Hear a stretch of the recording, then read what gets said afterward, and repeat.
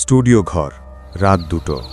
ঘড়ির কাঁটার একঘেয়ে শব্দ, টিক টিক। বাইরে বৃষ্টির ঝিরঝির শব্দ। সৌম্য ক্যানভাসে একটা ছবি আঁকছে। হঠাৎ সে লক্ষ্য করল তার পাশে রাখা কফি কাপটা সেখানে নেই, যেটা সে মাত্র 1 মিনিট আগে রেখেছিল। সৌম্য বিরক্তির সাথে, আমি কি পাগল হয়ে যাচ্ছি? কাপটা তো এখানেই ছিল। কাপটা টেবিলের অন্য কোণে পড়ে থাকতে দেখল। অদ্ভুত, আমি কি নিজেই ওটা ওখানে রাখলাম? বাথরুমের আয়না। সৌম্য চোখে মুখে জল দেওয়ার জন্য বাথরুমে গেল।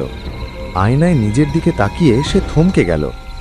আয়নার ওপর বাষ্প জমেছে, কিন্তু তার মাঝখানে একটা আঙুলের ছাপ, যেন কেউ ভেতর থেকে আয়নাটা মুছে বাইরে দেখার চেষ্টা করেছে। সৌম্য কাঁপা গলায়, কে? ঘরে কি কেউ আছে? রিমি? কেউ উত্তর দিল না।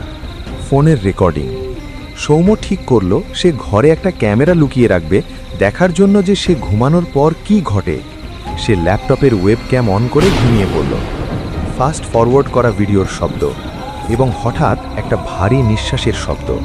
পরদিন সকালে সে ভিডিওটা চেক করতে বসল।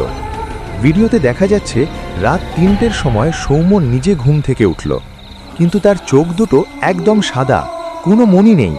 সে সারা ঘরে ঘুরে বেড়াচ্ছে আর নিজেরই আঁকা ছবিগুলো নখ দিয়ে আঁচড়ে নষ্ট করছে।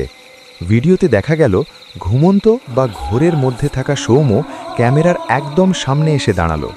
সে ক্যামেরার লেন্সের দিকে তাকিয়ে ফিসফিস করে বলল, ওকে বুঝতে দিও না যে আমি জেগে আছি। ও যখন ঘুমায় তখন এই শরীরটা আমার। বাস্তবের সৌম্য ভয়ে ল্যাপটপটা বন্ধ করতে গেল, কিন্তু সে দেখল তার নিজের হাতের নখের কোণে টাটকা রঙের দাগ, এবং দেওয়ালে তার প্রিয় ছবিটা ফালি ফালি করে ছেঁড়া। শেষ দৃশ্য, আয়না ভেঙে যাওয়ার শব্দ এবং একটা অমানুষিক হাসির আওয়াজ। সৌম্য আয়নার সামনে গিয়ে দাঁড়াতেই দেখল আয়নায় তার প্রতিচ্ছবি নেই। আয়নাটা একদম শূন্য, যেন সেই পৃথিবীতেই নেই। শেষ কথা, মানুষের মনের ভেতরেই থাকে সবচেয়ে অন্ধকার ঘর। মাঝে মাঝে সেই ঘরের দরজা খুলে যায়, আর বেরিয়ে আসে এমন এক সত্তা যাকে আপনি চেনেন না। আয়নায় যাকে দেখছেন সে কি সত্যিই আপনি?